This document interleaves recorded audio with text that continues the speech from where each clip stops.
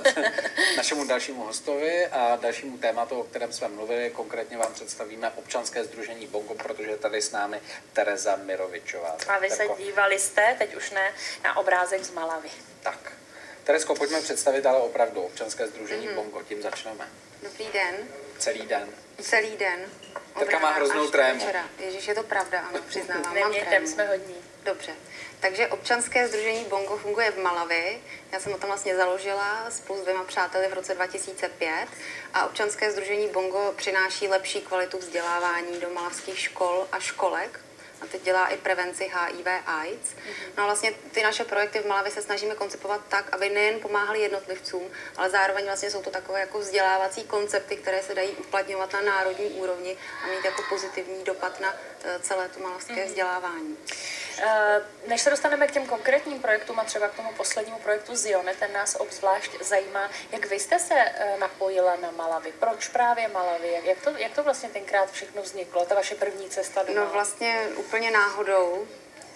Byla to taková jako touha, mladická touha po poznání a dobrodružství, takže jsem odpověděla na inzerát, ve kterém hledali dobrovolníky pro Afriku a poslali mě právě do Malawi. Tam jsem se do toho zamilovala a vrátila jsem se tam zpátky. 10 let je strašně dlouhá doba na to, kdy tam jezdíte, kdy vlastně poznáváte místní lidi, už jste vlastně součástí Malawi, by se dalo říct. Ano. A samozřejmě Malawi je hodně teď skloňováno se zpěvačkou, o které se toho hodně namluví, napíše, Madonna samozřejmě, o které mluvíme. Ať už je to v tom dobrém slova smyslu nebo špatném slova smyslu. Je dobře, že se o Malawi mluví, že se vlastně vůbec o těch afrických zemích mluví? Určitě, já si myslím, že pro každého člověka je dobrý jako se podívat i různě, jak to je v jiných kulturách, aby víc pochopil o sobě, že jo? Tak nám to zprostředkujte, vy teda víc vypadáte jako modelka, než jako ta, která tam někde v Malawi, a teď přemýšlím, co tam vlastně všechno děláte a proto nám to řekněte, jak se vlastně v Malawi žije, jaký tam byl život třeba, když jste tam přišla, jakým způsobem se ho tam snažíte proměňovat? No tak žije se tam podle toho, kdo jste. My jsme ze začátku žili na vesnici, neměli jsme elektřinu ani vodu, chodili jsme si každý ráno vlastně s kbelíkem k místní studni a chodili jsme spát, když se setmělo a byl to jako život jiný a vlastně člověku dojde, jak málo k životu potřebuje, že se krásně může umýt 5 litry vody a že jako... A jak co ti lidé, jak vás vzali ti místní lidé? Jako, je to snadný stát se s nimi přáteli, jsou přátelští, nebo je to naopak tak, že musíte být na začátku třeba ostražitá? Malawi je obecně velmi přátelská země, ale jakoby dojít k nějakému vyloženě tomu hlubšímu přátelství, to jako trvá dlouho. Samozřejmě je tam taky jazyková bariéra. Na začátku jsme skoro nemluvili tím jazykem čičeva, domluvili jsme se anglicky, takže to nebylo úplně jednoduché. Nicméně dneska už čičevsky mluvíte, pak vás poprosíme o nějakou krátkou větičku, ale je tam opravdu, a teď už se konkrétně zaměřme na ten projekt Zione, je tam opravdu HIV tím největším problémem? No je to jeden z největších problémů, asi 14% lidí je HIV pozitivních, takže asi každý 7. Takže se dá říct, že to ovlivní úplně každého, každý má v rodině nebo mezi přáteli někoho, o koho se musí starat, když umírá. Tak dále. A projekt Zione tedy? Projekt Zione je vlastně reakce na tuhletu pandemii. Samozřejmě projektů, který odpovídají na HIV AIDS je spousta. My jsme si říkali, proč vlastně se nic neděje, proč nepřestává ten AIDS, takže zkusíme něco nového. Rozhodli jsme se natočit film Zione, který vlastně byl napsaný Malavci, hrajou v něm Malavci neherci a je to úplně typický příběh o holce, která se stane prostitutkou, protože jí k tomu prostě nějak okolnosti přimějí. A je to vlastně natočený vyloženě tak, aby mladý malavský člověk se mohl s tímhletím charakterem v tom filmu stotožnit. Jasně, a je to tedy bráno jako apel právě na ty mladé lidi, kteří ten film potom uvidí, aby byli opatrní, aby opravdu nepodceňovali vlastně ten vliv AIDS? Je to jedna, která se tam hodně mluví o kondomech a o nutnosti je používat, ale zároveň je to vlastně i taková jako platforma k otevřené diskuzi o sexu, o lásce, o vztazích, což jsou témata, o kterých se tam jako obecně moc nemluví, což samozřejmě přispívá k šíření. Jinými slovy, nejen osvěta, ale samozřejmě je to i ta záležitost spojená s tím, aby se o tom mluvilo. Ale určitě to není jenom film. Terezka ale tady s námi zůstává. Pokud vás tato problematika zaujala, tak zůstaňte s námi a my se za chviličku vypravíme za Alenkou Antalovou.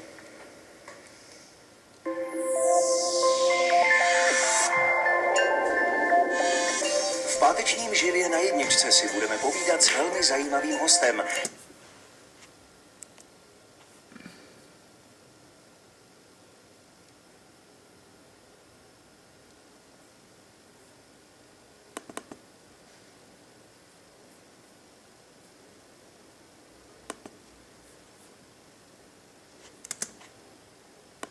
Máte rádi fotbal stejně jako my v České televizi?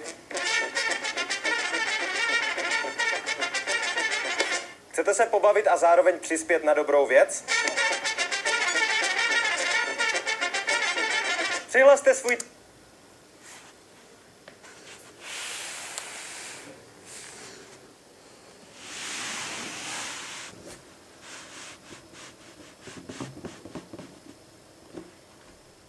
tým do Liga Cupu, podpořte projekt Férová nemocnice a utkejte se s námi.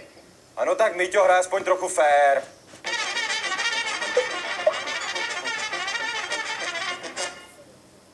No tak je...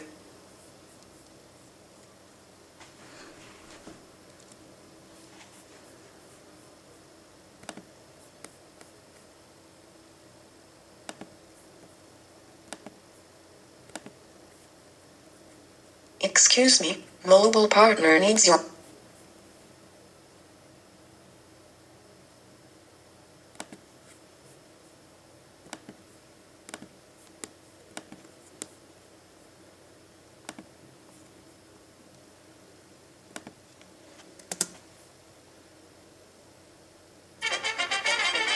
Přihlaste svůj tým do Liga Cupu, podpořte projekt Férová nemocnice a utkejte se s námi.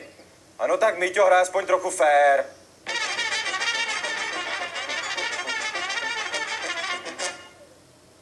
Tak jestli jste dávali dobrý pozor, tam byla dokonce Monika v těch krásných kalhotech a ten kop byl No ne, teda hlavně ty apartní růžové botičky na té loptě. No, ty to byly... může napadnout jenom tebe, tak hrát fotbal. Tereza Mirovičová, občanské sdružení Bongo, které jsme si představili. My se vrátíme zpátky do Malavy. Mm-hmm. Tak pojďme, teď my jsme probrali ten projekt Zione, řekli jsme, že je to tedy o filmu, ale myslím si, že nejenom o filmu a nás by asi zajímalo, jak můžeme podpořit my tady odsud z České republiky. No tak Bongo hledá dobrovolníky, hledáme lidi, kteří by byli aktivní tady v České republice a mluvili o Bongo, šířili tu myšlenku dál, nebo třeba uspořádali koncert benefiční, kde výnosy by šly na Bongo, nebo například nabízíme teďka firmám, které chtějí podpořit Bongo, ale nemají na to rozpočet, že si od nás můžou koupit obrázky jako dárky pro klienty místo toho vína. Kolik stojí takový obrázek? Obrázek stojí 200 korun, 150 korun jde na projekty Bongo. To je úplně krásné a je to teda opravdu zanedbatelná cena. Nebo si s tím mohou vyzdobit firmu. Tak, určitě můžou. A nebo ty kuchyni, obývák, ložnici, to by si taky mohla. Dobrovolníci, mě to ale zaujalo, ta myšlenka, co musí takový dobrovolník vlastně splňovat, s čím musí přijít. Musí mít on zpracovaný projekt, který vy odsouhlasíte, nebo naopak to může být i dobrovolník, který se bude chtít jet napřed s vámi podívat do Malavy. No, my bychom chtěli dobrovolníky, kteří jakoby budou znát naše projekty Bongo, budou je zajímat ty projekty a budou je chtít jakoby dál o nich mluvit, třeba o nich psát články, nebo je šířit po Facebooku a tak dále. Jinými slovy tady v České republice. Tady v České republice. A je možný se přijet za náma podívat i do Malavy a třeba se na něčem podílet. Dobře, projekt Zione, pojďme zmínit i další. Jakým způsobem se tam snažíte ten život změnit? Co kromě třeba viru HIV je tam dalším problémem? Jak tam třeba žijí děti? Vy si tady dneska hodně povídáme o dětech. No, já bych vyzdvihla třeba to, že je vlastně normální, že takové děti od 6 let už se třeba 3 hodiny denně podílejí na chodu domácnosti. Takže, no, je to prostě tak a je to normální a je to tak asi věky věků. No. Teresko, mě by zajímala ale ještě jedna věc, když se řekne zpěv. Aha. Tereza a zpěv. Ano, já jsem se rozhodla udělat takový experiment a přitáhnout vlastně pozornost v Malavi k Bongo prostřednictvím toho, že budu zpívat v místním jazyce Čičeva. A zatím se to jako daří, protože je to vlastně takový jako fenomén, že nějaká běložka zpívá v tomhle vantuském jazyce. Všechny to jako hrozně zajímá. A on to má ještě přesah trošičku, přes jednu zpěvačku, která je tady u nás docela dost známá. Ano, má to přesah přes Radúzu. Radúza dokonce už nahrála i jednu píseň v Čičevě. Radúza je tím známá, ona je velká experimentátorka. Ano, je to pravda, no. No a já se teďka pomalu, ale se dostávám k tomu jazyku Čičeva, protože přece jenom, já vás nechci nutit teďka zpívat, ale je to na vás. Buď to kousek zaspívat v jazyce Čičeva, anebo říct si něco tak, aby jsme si vůbec dokázali představit, jak takový jazyk zní. Tak já si třeba představím. Zina Langandi Tereza, Dima Chokera ku Czech Republic, ku Europe, Dima Gviranči to ku Malawi. Tak a je to těžký se to naučit, Tak jsme protože já nevím. docela jsme rozuměli. Je to těžké Tereza, naučit se Malawi a Czech Republic jsem rozuměl. je v Evropě. Já myslím, že ta povrchní znalost je bez problému, ale jako dostat se do jádra toho jazyku, to už je docela oříšek. A psaná forma? Jo, ta je jednoduchá, to je jako podobný tady naší. A kdyby chtěl někdo vyrazit do Malavy, tedy jako tam nepotřebujete nikoho, aby vám pomáhal přímo tedy na místě? My máme nějaké dobrovolníky, ale jako samozřejmě je třeba podotknout, jako že to, že přijede dobrovolník, to není automaticky přidaná hodnota pro nás. Pro nás je to především spousta práce, jako vymyslet pro něj dobrý popis práce, opravdu se o něj postarat, aby měl dobrý zázemí, aby byl v bezpečí, aby měl co dělat a aby to odpovídalo jeho kvalifikaci a zájmu. Takže jako dobrovolníci k nám jezdí, ale zatím jenom velice málo. Teresko, to šíření vlastně o Malawi tady v České republice, samozřejmě si myslím, že k tomu přispěje i náš pořad, že se přihlásí nějaký ten dobrovolník. Přesto všechno, kolik času trávíte v Malawi a kolik tady v České republice vy konkrétně? No v poslední době je to tak 9 měsíců v Malawi a 3 měsíce tady v Čechách. A peníze, které by se eventuálně vybraly na nějakém tom projektu, když nás teď poslouchá nějaký organizátor nějakého koncertu, tak na co vlastně tedy v Malawi půjdou? Co je tam nejvíc potřeba? Teď speciálně vybíráme peníze na projekt Veselé třídy, kde vlastně to je velký projekt, už z něj benefitovalo asi 300 tříd na základních školách a v rámci toho projektu, jak jsme se viděli na obrázkách, tak vlastně malujeme obrázky na stěny tříd, které souvisí se školními osnovami a to vlastně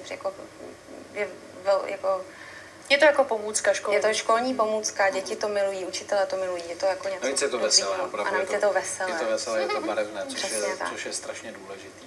Kdybyste měla říct jedno jediný velký přání pro všechny, a teď řeknu schválně děti v Malawi, co byste jim přála?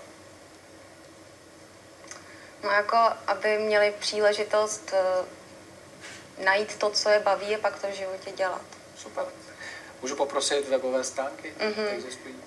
bongoworldwide.org/cz. Tak, výborně. My Děkujeme. děkujeme za návštěvu, ať Já se vám děkuji za daří pozvání. najít spoustu dobrovolníků, kteří vašemu projektu budou pomáhat. Díky.